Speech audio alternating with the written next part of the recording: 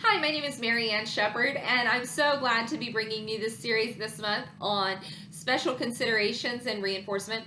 This is our 8th and final video this month, and in this series, and we're talking about non-contingent reward in this video.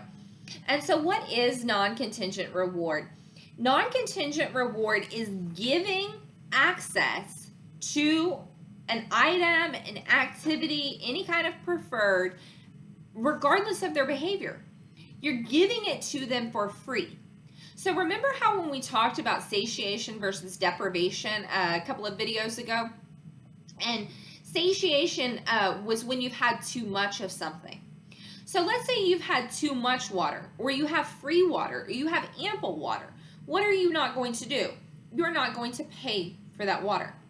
If you have a child who's tantruming in order to get your attention, if they're getting your attention for free on a regular schedule, they're going to be less motivated or less likely to work to access your attention because they already have enough. Their cup is full. If they already have access to electronics, they may still want more. So you can't satiate on every type of reward, but what things can you add more of or add non-contingent upon behavior to reduce the likelihood that they will engage in a less preferred or a challenging behavior to access that. So when you're looking at this, you want to look at what are the behaviors that they're engaging in and what's the function of that behavior. So go back and watch functions of behavior. If the function of behavior is attention, they're engaging in tantrum behavior or disrespectful behavior or something like that in order to get your attention, can you then satiate them on attention so that they're less likely to work for it? You're not giving them attention for anything in particular. You're just giving them attention on a schedule that can be fixed or variable schedule, but you're just giving it to them regularly. You're filling their cup so that they aren't going to work for it. If children really like a specific food or a specific item, can you give them that item on a schedule so that they are less likely to engage in begging or tantrum behavior? Let's say the grocery store is a specific area.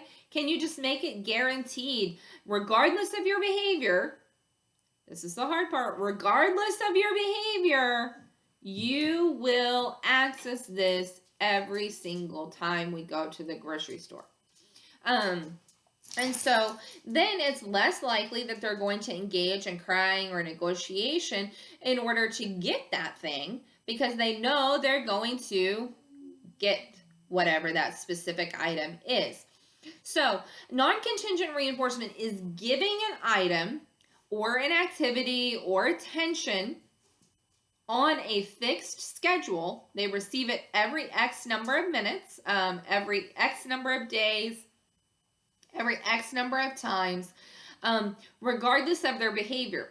And so when you do this, you may want to set, especially if you're using attention, you may want to set yourself a timer or a reminder to say something or to touch them on the shoulder or to give them some kind of attention. Maybe you set your timer for every 5 minutes or every 10 minutes during the day. And then you're talking to them or you're saying something to them. You're giving them that attention on a regular schedule. Maybe if you don't have that flexibility, you can say, I'm going to sit down and we're going to talk for 2 minutes at the beginning of the class day. And we're going to sit down and we're going to talk for 2 minutes at the end of the class day. If you're a parent, maybe you're going to set a timer and say, you get 10 minutes of my time. It's your 10 minutes. And we can play a game during that 10 minutes. You can talk, you can read a book, you can cuddle, whatever it is, but you get 10 minutes of my time every day. And so that's one way you can do this with attention. We talked about with the grocery store, one way you can do this in the grocery store. With video games, like I said, it's harder for them to satiate on video games. But if you just make it predictable, you get 1 hour a day. No more, no less. The time is 1 hour. That's going to reduce the negotiation, the crying, and the whining because it's on a schedule. and they know they get it regardless of their behavior, or you get 2 TV shows a day. And so when you put it on that schedule and you fill their cup, then they're less likely, excuse me, to work for that specific thing. I hope this information has been helpful and useful to you. Thank you for joining us for this series. I hope you join us next month for our next series. Please like us on Facebook at Everyday Behavior with Dr. Marianne. Follow us down below here on YouTube to know when our next series is released. Or you can also, for more resources or for the resources that accompany these videos, you can follow us on our website at www.everydaybehaviors.com. Have a wonderful month, and I will see you soon.